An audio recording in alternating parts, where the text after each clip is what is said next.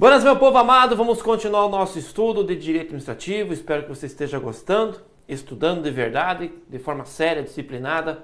Vamos aprender, vamos aprofundar o nosso estudo a partir de agora dentro da matéria de Organização da Administração Pública comigo, professor Franco.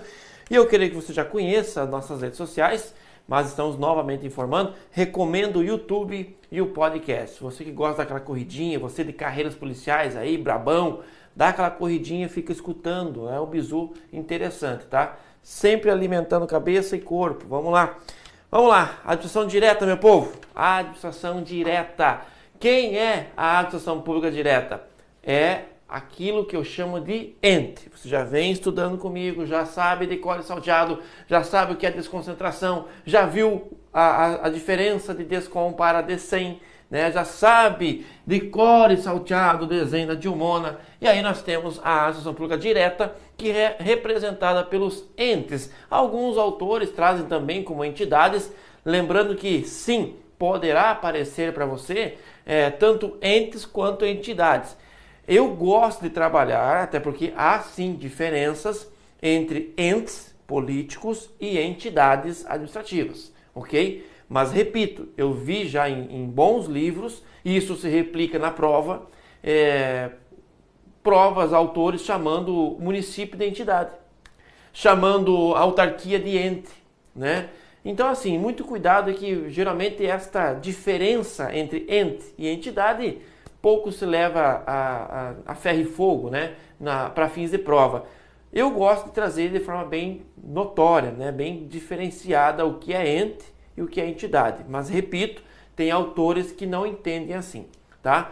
Mas, enfim, você tendo o conhecimento que ente político ou entidades políticas são a União, os distritos, o Distrito Federal, os estados e os municípios, e que estes entes ou entidades são pessoas jurídicas de direito público interno e elas representam a administração pública direta, já está ótimo, é isso, é essa informação que tem que chegar até você, é isso que tu tem que colocar no teu caderno, tá? Então, mais ou menos, é isso que nós falamos aqui. Obviamente que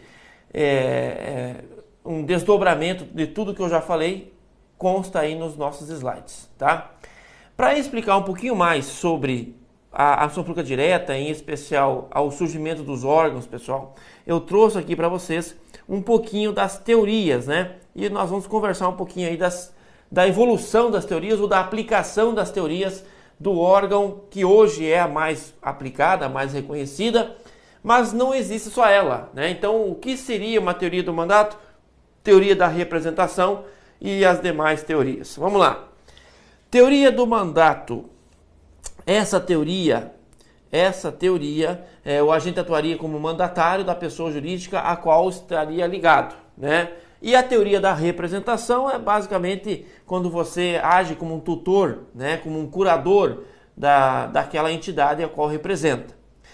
Para elucidar um pouco mais, eu trouxe esse quadrinho para você, só da teoria do mandato e da teoria da representação. Por quê? Por mais que elas não estejam mais em vigor, não se entende mais como teorias aplicadas hoje em dia, a teoria do mandato e a teoria da representação são teorias que são muito cobradas, tá? Então vamos saber diferenciar uma da outra. Vamos lá. O que a teoria do mandato, no que tange ao agente público, diz? É mandatário, né? Tem a procuração do Estado, é como se fosse lá o mandatário, aquele que tem a procuração, aquele que pode falar pelo Estado. Quando eu falo na teoria da representação, ali já está um agente incapaz, né? O Estado seria enquadrado aí como um agente incapaz, por isso da ideia do tutor e curador, tá? Então essa é a grande diferença. Na teoria do mandato eu não encaro o Estado como incapaz, eu encaro simplesmente como uma pessoa, né? E que lhe deu ali, através de uma procuração, o poder de você falar por ela, né? Já na teoria da representação, não. O Estado é um incapaz, o Estado é um espírito, é uma coisa, e aí você simplesmente vai atuar como se fosse um tutor ou curador. Isso, claro, pelo olhar do agente público, tá? E o Estado, Franco? Como é que é o olhar do Estado para com as duas teorias? Pessoa jurídica que outorga o mandato, por isso, então, teoria do mandato, né? Um mandatário, então você seria o mandatário, e o Estado seria aquela pessoa que outorga, né, que entrega a ti esta procuração, esta ordem para que você fale por ele. E o Estado, na visão da teoria da representação, o Estado já é um incapaz, né, e deve ser tutelado e representado. Quer dizer, se o Estado é incapaz, como é que ele vai passar procuração? Como é que ele vai passar mandato? E se eu é incapaz, então nós vamos representá-lo, né? E seria um Estado que é uma coisa, que é um espírito, que é uma situação que não consegue se expressar por si, então eu vou representá-lo. Esta é a espinha dorsal aí da teoria da representação. Perfeito? E críticas principais, porque as duas têm, né? Tanto é que não são consideradas hoje em dia. O que a doutrina traz como críticas, em especial a teoria do mandato e da representação? Pessoa jurídica não tem existência concreta, é abstrata. Então é o que eu falo para você, a teoria da representação não está de toda errada ao dizer que o Estado é um espírito. O Estado é algo abstrato, né? Ele não consegue de fato se expressar por si, ok? Então como é que ele vai passar uma procuração para ti? Não tem como, né? Não é uma pessoa. Então, e não acarretaria qualquer responsabilidade para o Estado se o ato fosse ilícito. Então veja, já que o Estado está passando, outorgando a outrem a possibilidade desse outrem falar por ele, se caso esse outrem então erre, pratique algum ato ilícito, o Estado não poderia ser responsabilizado, e sim aquele que executou, né? Mas enfim, isso não acontece. E como poderia um incapaz outorgar a alguém, né? Validar uma representação? Não tem como. Então veja que essas duas teorias, claro que são teorias mais antigas, mas elas foram a base ali para que hoje nós chegássemos e tentando olhar para a gestão pública, tentando olhar para o Estado, tentar explicar para o cidadão comum, né, como que uma pessoa tem a caneta, como que uma pessoa pode falar pelo Estado, pode falar pelo órgão, pela entidade, e outra não. Por que o presidente da República pode, aquilo que ele assina vale e o que eu assino não vale? Por que o diretor da Petrobras, por que o presidente do INSS assina o documento e eu, que também sou um cidadão, também sou uma pessoa física, também tenho o mesmo ou até mais conhecimento que eles, eu assinando não vai adiantar em nada, entendeu? Qual é o peso da minha caneta, da caneta deles? Como que eu explico isso para o cidadão? Aí você vem para a teoria do órgão, né? A teoria do órgão, olhando exatamente para essa problemática, diz assim: os agentes públicos são verdadeiros veículos da expressão do Estado. Então são usados aí pelo Estado, né? Toda e qualquer conduta dos agentes públicos é imputada ao órgão. E isso aqui, pessoal, deve ser gravado e colocado aí na sua geladeira. Também eu chamo da teoria do órgão ou teoria da imputação, tá? Então poderá vir para você teoria do órgão ou teoria da imputação. Também é a mesma coisa. Então no momento que você se torna um agente público e exerce uma função de chefia dentro daquele órgão, como ministro, como chefe, como secretário, como chefe de departamento, sei lá, como presidente de fundação, como diretor de autarquia, sei lá, mas você é uma pessoa física, foi empossado no cargo público, seja ele comissionado ou efetivo, e tem caneta. Você tem caneta, no momento que você age como pessoa física, você está tomando decisões. Nesse momento, a tua decisão representa a vontade do Estado. Entendeu? Então, tudo que você fizer é como se o Estado estivesse agindo. Por isso que eu chamo que o Estado é um espírito que baixa, né? Ele vem na pessoa física do agente e tudo que ele fizer é como se fosse o Estado fazendo. Por isso que tudo que o presidente assinar é como se o Brasil estivesse assinando. Entendeu? Porque ele é o presidente da República Federativa do Brasil. Eis o poder da caneta do homem, entendeu? Então, é a teoria da imputação. Nós imputamos a eles o poder, né? Seja na via de eleição, seja na via de cargo em comissão, seja na via de concurso. Nós imputamos a eles, nós reconhecemos a eles o poder que eles têm de falar pelo órgão ou falar pela entidade, né? Então, aqui está a famosa teoria do órgão, né? Os agentes públicos são verdadeiros são verdadeiros veículos, né? Que quando eles se expressam, eles estão falando então, e falam pelos órgãos ou pelas entidades, falam pelo Estado. Encontram-se ligados à entidade possuidora da personalidade jurídica, que ao fim acaba respondendo a eventuais questionamentos jurídicos. Então veja, como ele fala pelo órgão, como ele fala pela entidade, e ela tem personalidade jurídica, ao fim e ao cabo é ela que responderá pelas condutas dos seus agentes, né? Daí que vai nascer aquela teoria da responsabilidade objetiva, onde nós iremos estudar lá na aula de responsabilidade civil extracontratual do Estado, ok? Onde a conduta do agente vai gerar, sim, efeitos, né? Responsabilização no Estado. Perfeito? Então é esta teoria que está valendo. Pode anotar aí, ó. Teoria aplicada. É a teoria aplicada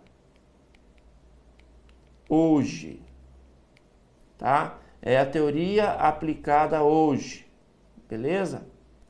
Então, muito cuidado aí com essa teoria, a teoria do órgão ou teoria da imputação.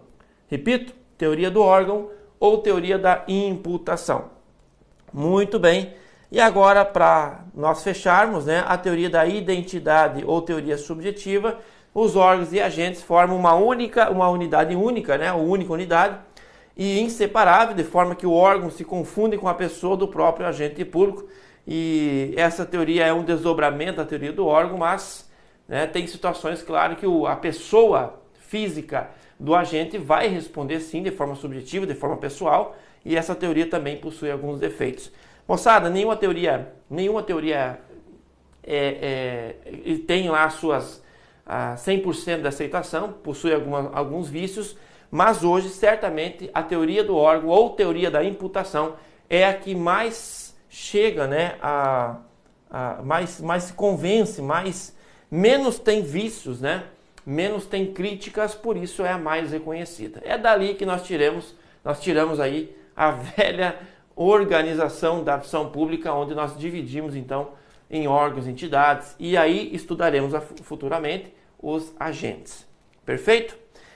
Bom, dito isso, vamos estudar então os órgãos, né? O que será essa coisa chamada órgão público? E olha, tem até doutrinador que não faz distinção entre órgão, entidade e ente. Aí eu já acho demais. Aí eu já acho um pouquinho fora do tom, né? Porque você confundir ente e entidade, tudo bem, né? Hermenêutica, vai. Agora, não posso aceitar colocar no mesmo balaio órgãos, entidades e entes, né? Porque entes e entidades, querendo ou não, têm personalidade jurídica, seja pública ou privada, mas são pessoas jurídicas. Os órgãos, não. Os órgãos, a primeira coisa que você vai escrever aí é que o órgão não tem vida. O órgão é um ente despersonalizado. Ele é uma criação, né, dentro da organização administrativa que não existe per si, né? Ela não consegue possuir patrimônios, ele não consegue, então, se autorrepresentar judicialmente, em regra. Por quê? Porque ele não é uma pessoa, entendeu? Nem física e nem jurídica. Então, ele vamos colocar aqui, uma criação, simplesmente para uma mera organização administrativa que não possui personalidade jurídica. Basicamente, o que a doutrina diz sobre os órgãos? São centros de competência, né? Falou centros de competência, olha, 99% de chance da resposta ser órgãos. Então, são centros de competências instituídos, né, criados para o desempenho de funções através dos seus agentes, claro, porque o órgão é uma coisa, o órgão, assim como o Estado, é uma coisa, é um espírito. Quem é a administração pública é eu, você, nós, pessoas físicas, né? Nós que colocamos aí a caneta para trabalhar no dia a dia. Então é claro que órgãos e entidades são representados por pessoas físicas, né? É para isso que você está estudando, para se tornar um agente público dentro da estrutura administrativa do Estado. Então, através de seus agentes, cuja atuação é imputada. Olha aqui, ó, a pessoa jurídica a que pertence. Então veja, esta classificação, esse conceito, melhor dizendo, de órgãos públicos, trazido aí pelo Eli, ele vai muito ao encontro que nós falamos há pouco sobre a teoria do órgão, né? Nós falamos aí sobre a questão da imputação e claro que o órgão, uma vez criado, vai ser composto ali por pessoas. Essas pessoas físicas eu chamo de agentes públicos, né? Ou agentes, ou servidores, ou empregados, mas eles são agentes públicos. E esses agentes públicos irão então trabalhar, vão falar, né, agir pelo órgão, né, que vai então representar também a pessoa jurídica a qual pertence. E essa palavra-chave, imputação. Quando falar imputação, qual é a teoria será que o Eli Lopes adota? Quando ele coloca a palavra imputação? Teoria do órgão, né? Então, ou a teoria do órgão ou a teoria da imputação. Perfeito, moçada? Vamos lá. Muito importante. Essa capacidade processual, nós já falamos, né, sobre a questão da capacidade processual, pode ser entregue a dois tipos, né, de órgãos. Onde estão esses dois tipos? Primeiro de tudo, eu quero que você lembre conceitos básicos de órgão. O que será um órgão? Órgão é isso aqui, ó. Olha aqui. Órgão é o produto da desconcentração administrativa. É isso aqui que você já deveria ter escrito no seu caderno. Mas como eu sou um professor que gosta muito de ti, eu coloquei algumas frases retiradas aí de Banca CESP, retiradas aí de alternativas da FCC, FGV, e que provavelmente estarão de volta aí nas futuras provas, né? Órgão é um produto da desconcentração administrativa. Tu vai marcar? Ok, correto, isso é o que está previsto. É exatamente isso que o Franco falou que para anotar. Então, sim, órgão é um produto da desconcentração. Órgão não tem vida. Se o órgão não tem vida, o órgão não tem patrimônio. Tá? Se o órgão não tem patrimônio, o órgão em si não tem direitos. Veja, eu sei que é difícil você entender isso, mas vamos lá. Quando porventura, né, e se isso acontecer, mas se isso acontecer, não fui eu que joguei praga, tá? Digamos que tu venha separar do seu marido ou da sua mulher. Que Deus o livre isso aconteça. Mas a pergunta que eu te faço, se porventura precisar de uma ação judicial, você vai entrar com a ação judicial contra o coração do seu marido, porque o coração do seu marido não ama mais você? Você vai entrar com a ação contra o coração da sua ex-mulher, porque acabou aquela paixão no coração da ex-mulher? Não, você vai entrar contra a pessoa física do seu marido. Você vai acionar a pessoa física da sua ex-mulher. Você não vai acionar os órgãos que compõem aquela pessoa física. É a mesma coisa pensar na estrutura da união. Se você quer questionar alguma coisa ante a PF, a PRF, você não concorda com alguma coisa que aconteceu, por exemplo, dentro da Secretaria do Ministério do Meio Ambiente, você não vai entrar, né, contra o departamento, contra a delegacia, você vai entrar contra a União, porque é contra a pessoa jurídica, esse pessoalzinho compõe a União. Então você não entra contra o coração da União, você vai entrar contra a União, que é a pessoa jurídica. Entendeu? Então assim como você não vai acionar o coração do seu ex-marido, você não vai acionar um órgão da União. Você sempre vai acionar, numa lide processual, você vai acionar sempre pessoa física contra pessoa jurídica, pessoa física contra pessoa física, pessoa jurídica contra pessoa jurídica. Agora, o que nós colocamos ali? Que o órgão então não tem vida, o órgão então não tem patrimônio. Se você já foi a Brasília, né? Ou é de Brasília, DF, enfim, você vai verificar que naquela esplanada dos ministérios, nós temos lá dos dois lados uma sequência de prédios, né? Ministério da Agricultura, Ministério da Saúde, Ministério da Educação, o MDIC, né? Tem um monte de ministério, Ministério da Justiça, Ministério das Relações Exteriores, enfim, tem um monte de prédio escrito Ministério, Ministério, Ministério. A pergunta que eu te faço, o ministério, aquele prédio que está escrito assim, Ministério da Saúde, aquele prédio é do Ministério da Saúde? Não. O Ministério da Saúde é um órgão da União. Logo, o Ministério da Saúde não tem vida. É despersonalizado. Não tem personalidade jurídica. Logo, ele não tem patrimônio. Entendeu? Aquele prédio em Brasília escrito Ministério da Saúde não é do Ministério, é da União, é da pessoa. Percebe? Essa camiseta aqui não é do meu órgão, e sim é minha, pessoa física, como tal qual a sua roupa, né?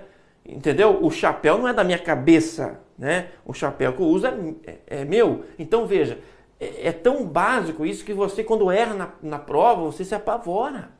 De meu Deus, é claro, o Franco falou que órgão não tem vida, que o órgão não tem personalidade jurídica, que o órgão não tem personalidade jurídica, logo ele não tem patrimônio, logo ele não tem direito, tá? Isso tudo que eu estou trazendo aqui para você é regra, tá? Regra. Órgão não tem capacidade postulatória. E quando você fala que o órgão não tem capacidade postulatória, eu volto ao slide anterior para falar o quê? Sobre essa tal capacidade processual, sobre essa tal capacidade postulatória, que é entregue a 2 daqueles 4 classificados no que tange a sua hierarquia, né? Então, superiores e subalternos, de fato, que não vão ter capacidade processual. Mas, órgãos independentes e órgãos autônomos, grave aí, poderão sim ter capacidade processual na defesa das suas competências, tá? Na defesa das suas competências, ok? Então veja, eu posso afirmar, Franco, que o órgão independente, o Ministério, por exemplo, que um órgão independente, por exemplo, a Procuradoria, a Presidente da República, um órgão autônomo, por exemplo, os ministérios, eles podem ter capacidade postulatória? Escreve assim, ó, sim, podem ter capacidade postulatória. Então quer dizer que órgãos, de forma excepcional, podem acionar e ser acionados na via processual? Eu digo sim, mas isso é excepcionalmente e só para 2 deles. Órgãos independentes, aqueles que estão diretamente previstos na Constituição, e logo abaixo deles os órgãos autônomos, subalternos e executores, né, aqueles que vão simplesmente os superiores e os executores, superiores ou subalternos, eles simplesmente vão ter que responder perante a pessoa jurídica e não diretamente lá no processo. Beleza? Pois bem, eu vou colocar mais uma observação aqui, ó, que é esta aqui. Mas o órgão possui CNPJ. O que é o tal do CNPJ? O que é o tal do CNPJ? Olha aqui, ó. O CNPJ, pessoal, é o Cadastro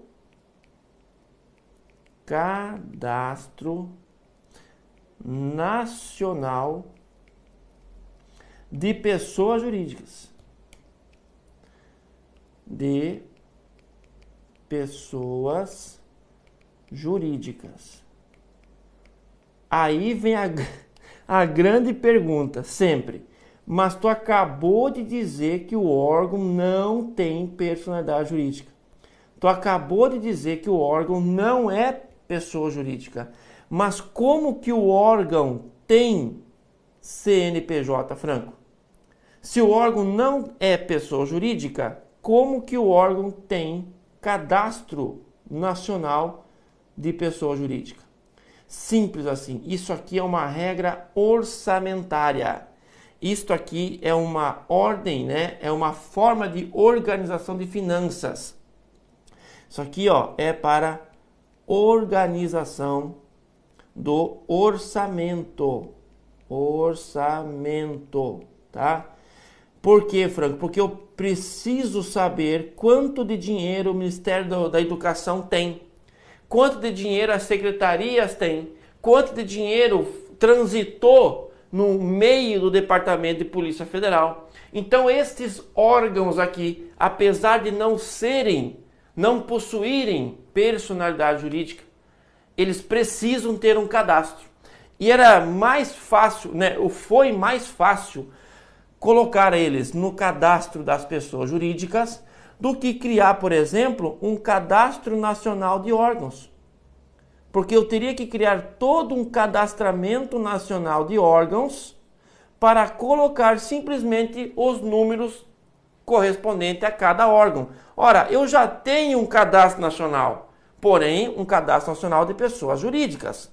Ah, meu amigo, pega e aproveita isso, joga tudo isso lá na base de cadastro de pessoa jurídica, dentro da Receita Federal e organiza o orçamento. Até porque isso é um mandamento, tanto da Constituição Federal, quanto da Lei Complementar 101, a famosa LRF, né? Eu preciso saber o caminho da receita e o caminho da despesa dentro da máquina pública, dentro do Poder Executivo, Administrativo, Legislativo, enfim, eu preciso saber e ter uma forma de distribuir essas rubricas, né? E a forma mais fácil encontrada foi reaproveitando um cadastro que já existia. Então, sim, atenção, sim, os órgãos possuem, sim, cadastro nacional de pessoa jurídica, mas o órgão não é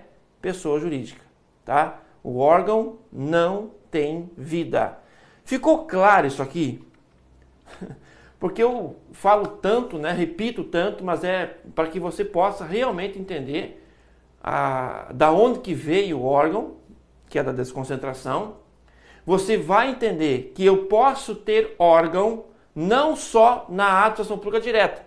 É claro que é mais comum, todos os professores aproveitam para falar de órgão quando nós falamos de administração pública direta. E isso vai levar ao aluno a pensar o quê? Que eu só tenho órgãos na administração pública direta. Isso não pode acontecer, moçada. Isso não pode acontecer. Eu já mostrei para você que existe desconcentração na descentralização. Então, o que é esses pontinhos laranjados aqui, parece catapora na fundação pública? O que é esses pontinhos aqui dentro da autarquia? Nada mais é do que a desconcentração na descentralização. Então, lembre-se, eu posso ter órgãos na administração pública indireta. Eu tenho órgãos na administração pública indireta. Imagina você o INSS sem a divisão de órgãos, sem a divisão de departamentos. Imagina as fundações, as empresas, uma Petrobras da vida. Imagina um Banco do Brasil. Tem como eu criar simplesmente uma estrutura nacional sem dividir os departamentos, sem criar órgãos internos? É claro que não. Então, pelo amor de santo Deus, marque sempre como correta a questão que afirmar que existe sim órgãos na administração pública indireta. Existe sim desconcentração na descentralização. Existe sim órgãos na administração pública descentralizada. Ok? Então espero que essas informações tenham chegado até você e a partir delas nós nunca mais erramos questões. Porque eu também erro a questão quando você erra. A minha responsabilidade é fazer você não errar a questão. Então, tire o celular daí, para de ficar só olhando a aula como se fosse Netflix, tá? Pegue e estude de verdade. Caderno na mão, tempo de estudo, ok? Pode até colocar em 2.0, não tem problema, mas pare o vídeo, anota, desenha, volta, porque é assim que você vai sempre estudar. Ok? Moçada, só vou destacar para você aqui, ó. Lembre-se, a teoria que está valendo é a teoria do órgão, ou teoria da imputação, tá? 100%? Espero realmente que você tenha entendido. Vamos para o nosso próximo bloco. Vamos estudar um pouquinho mais sobre a classificação dos órgãos e a partir dali você vai entender um pouco mais de órgãos independentes, órgãos autônomos, órgãos singulares, órgãos colegiados, blá blá blá e blá blá blá. Vamos lá, direito administrativo não é difícil, então tire esse ranço, vamos acertar questões. Um abraço, até depois.